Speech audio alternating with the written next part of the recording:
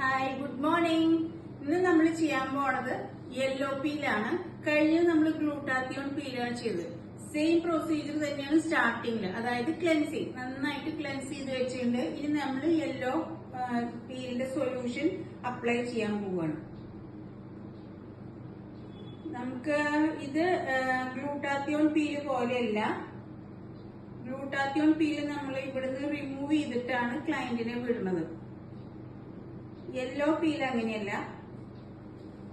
ക്ലയന്റിന്റെ മുഖത്ത് ഇത് അപ്ലൈ ചെയ്ത് കുറച്ചു നേരം ഇവിടെ ഇരുത്തിയതിന് ശേഷം അവരെ ആ പീലോട് കൂടിയിട്ട് തന്നെയാണ് വീട്ടിലേക്ക് വിടുന്നത്.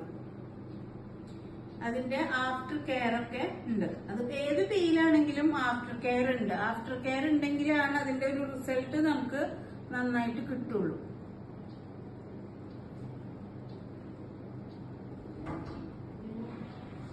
Okay, thank you.